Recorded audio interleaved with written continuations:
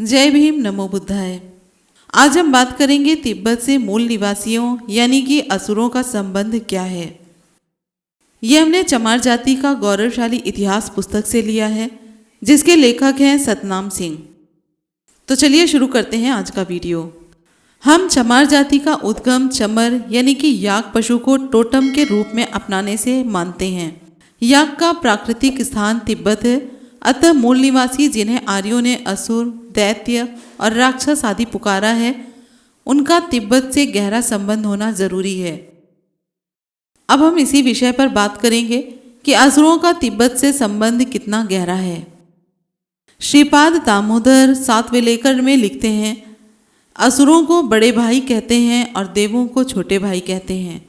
इसका स्पष्ट तात्पर्य ये है कि तिब्बतवासी देवों से पहले ही असुर जाति का उदय हुआ था। तिब्बत की पश्चिमी दिशा में छोटे मोटे अनेक देशों में असुर जाति का निवास था और उस असुर जाति का उदय देव जाति की उदय से पूर्व हुआ था। असुर जाति के राज्य भूमंडल पर चारों दिशाओं में हो चुके थे और सब भोग उनके अधिकार क्षेत्र में जा चुके थे। इसके पश्चात देव जाति का उदय शुरू हुआ। इसी कारण कहा जाता है कि असुर बड़े और सुर छोटे हैं। सातवलेकर जी की टिप्पणी अमर कोश से भी प्रमाणित होता है। इसमें असुर के पर्यायों में पूर्व देव व सुर द्विष भी लिखा है, यानी वे सुरों से पूर्व हुए और सुरों से द्वेष भावना भी रखते थे।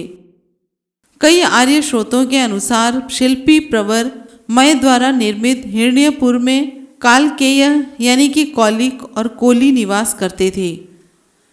अथर्ववेद में कालकंज आकाशचारी कहे गए हैं, जो निश्चय ही हिमवंत और तिब्बत प्रदेशों में रहते थे। ये कालकंज और कालकेय कौन थे? डॉक्टर अंबेडकर ने स्वयं इनका जिक्र किया है। ये निश्चित ही चमर वंशी हैं, क्योंकि कृष्ण वर्णी होने से ही ये कालकेय या फिर कालकंज कहे गए हैं। के.एल. चंचरीक जैसे इतिहासकार इन्हें कोल यानी कोरी मानते हैं। वे लिखते हैं कि कालकंज और कालकेय कोरी थे, जो कोल वंश से संबंध रखते थे। वास्तव में ये वे उस जल प्रलय से बचे कुचे लोग थे जिसका वर्णन अथर्ववेद, शतपथ ब्राह्मण, बाइबल, अवेस्ता और कुरान में वर्णित है। इससे बचकर वे ऊंचे पर्वतों के हिमवंत प्रदेश में रहने लगे। वहाँ नई सभ्यता के निर्माण में अपनी भूमिका निभाई। प्राचीन धर्म ग्रंथों में तथा अमर कोश में जिन किन्नर लोक का वर्णन मिलता है, ये वही हिमवंत का कोलीय नरलोक यानी कि कोलीय प्रदेश रहा होगा। हिमवंत यानी कि तिब्बत को, जिसे कोलियों ने स्वर्ग सदृश्य बना दिया था, त्वष्टा स्वर्ग का सबसे बड़ा शिल्पी था।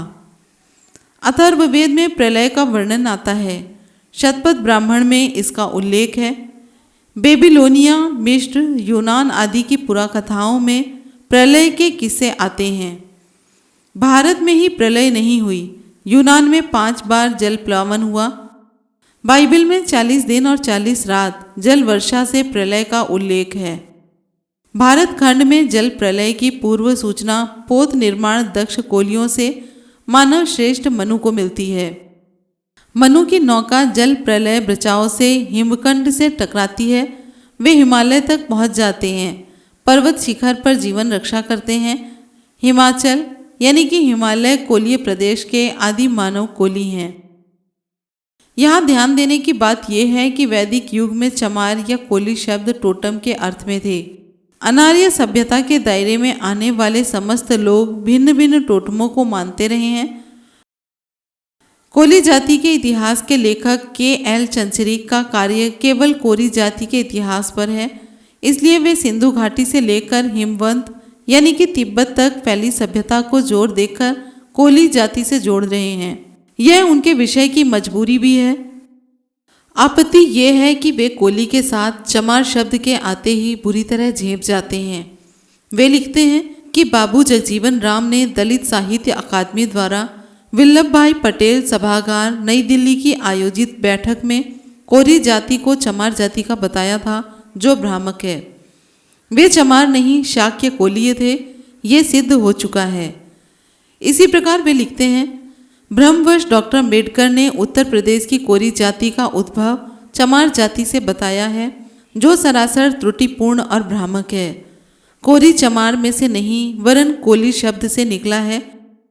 बड़े ताज्जुब की बात है कि विश्व के महानतम विद्वान, भारत के संविधान निर्माता डॉक्टर अंबेडकर को के.एल. चंचरीक के शब्दों में भ्रम हो सकता है। वे बाबा साहेब की रिसर्च को सरासर त्रुटिपूर्ण और भ्रामक शब्दों से नवाजते हैं, जबकि चंचरीक साहब स्वयं भ्रमित हैं, सरासर त्रुटिपूर्ण और भ्रामक दिशा में जा रहे हैं। वे क्या बताएंगे कि भारतीय समाज में कोर चमार, चमार कोरी, चमर या चमर जुलाह जातियों के क्या मायने हैं। उन्होंने जानबूझकर अपने शोध में इन शब्दों को शामिल क्यों नहीं किया। तेलुगु के चोड़ कोली क्या हैं। चंद्रगुप्त मौर्य के लिए मुद्रा राक्षस नाटक में वृषल शब्द आया है। वृषल नीच, दास, शूद्र मूल निवासियों के लिए आया है।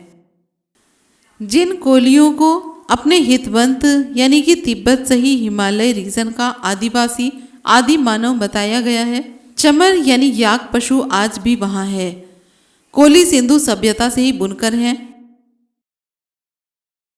माना जाता है कि आज भी चमर पशु के लंबे लंबे बालों से तिरपाल और कंबल बुने जाते हैं।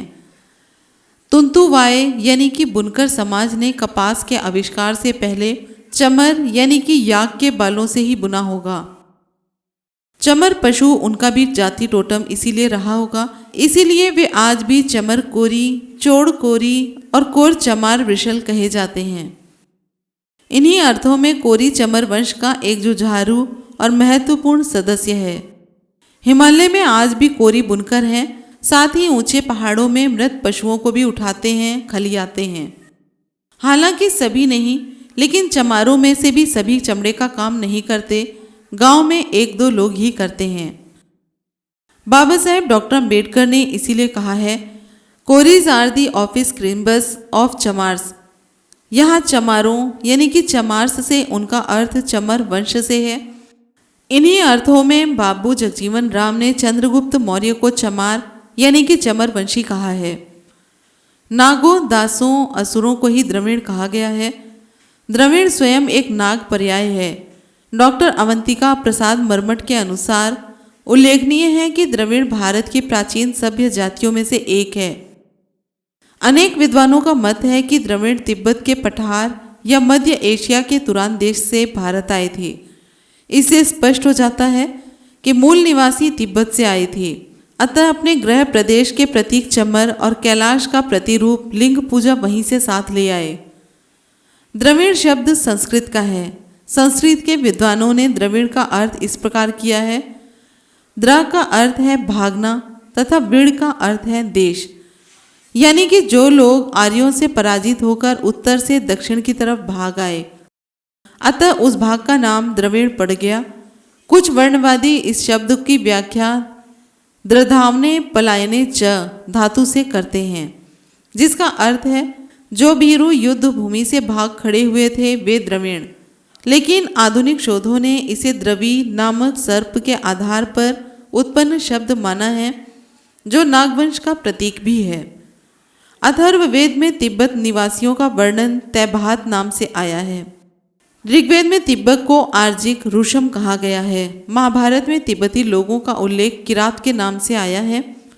राजसूय यज्ञ में तिब्बती लोग भी आमंत्रित किए गए थे।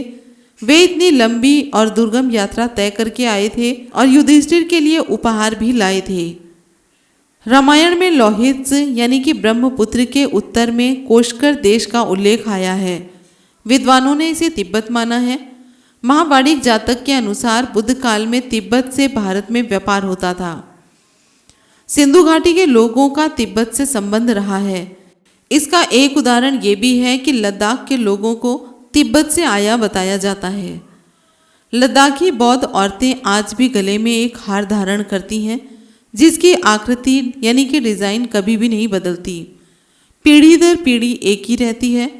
ये हार लद्दाखी बौद्ध महिलाओं में महत्वपूर्ण स्थान रखता है। इसे वैसे ही मंगल सूचक माना जाता है जैसा कि हिंदू महिलाओं में मंगलसूत्र को। इस हार की हूबहू डिज़ाइन का हार सिंधु घाटी सभ्यता की खुदाई में भी मिला है। दूसरा प्रमाण ये है कि स्वास्तिक का सर्व प्राचीन उल्लेख सिंधु घाटी सभ्यता में हुआ है। तिब्बत में आज भी यह चिन्ह धारण किया जाता है, पूजनीय माना जाता है।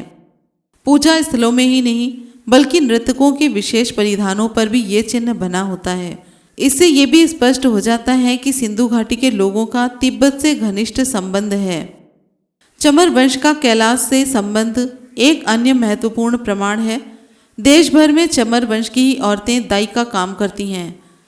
चमार दिन देवियों को आदिम काल से मानते आ रहे हैं। उनमें से एक देवी है जन्मदात्री। इस देवी की शक्ति नीली गुड़िया कैलाश मोरा में रहती है। दाई का काम करने वाली चमारी ने ये कैलाश मोरा प्रतीक अपने पास रखती हैं जिससे वे आसान प्रसूति करा सकें। विश्व की प्रत्येक सभ्यता का जन्म किसी न किसी नदी के किनारे हुआ है।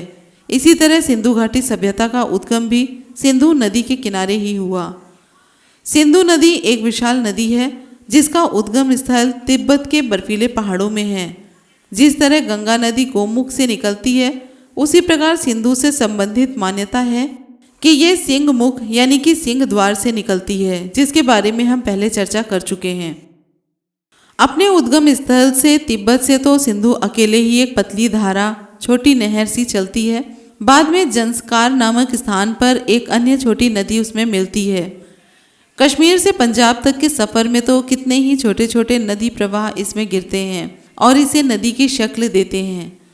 पंजाब में तो पांचों नदियाँ शतद्रु यानी कि सतलुज, स्किनी यानी चिनाब, पुरुषणी यानी रावी, वितस्ता यानी झेलम और व्यास इसमें मिलती हैं।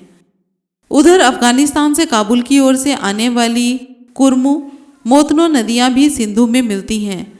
इस प्रकार 7 बड़ी नदियों का एक प्रवाह बन जाता है। इसी को सप्त सिंधु कहते हैं। हमारा विषय यहाँ मूल निवासियों के तिब्बत के साथ संबंध का है। इन वर्णित नदियों के तटों पर आबाद प्रदेश प्राचीन काल में एक ही इकाई माने जाते थे। मूल निवासियों यानी कि आर्यों से आने से पहले के समय से यही स्थिति थी। इस इकाई की सीमाएं उत्तर में तिब्बत, कश्मीर में पेशावर, अफगानिस्तान और पूर्व में पंजाब, राजस्थान और दक्षिण में सिंधु और काठियावाड़ थी। यही सप्त सिंधु का क्षेत्र था। आर्यों के संपर्क में आने वाली सबसे पहली आर्यतर जातियां हिमालय की उपत्यकाओं यानी कि घाटी और तराई में बसने वाली जातियां थी, क्योंकि वे ही उत्तरी पंजाब और कश्मीर के पहाड़ों में वैदिक आर्यों के निवास स्थान के नज़दीक थी। महाभारत के किरात अर्जुनीय प्रसंग से आभास होता है कि शिव का किरातों के साथ गहरा संबंध था।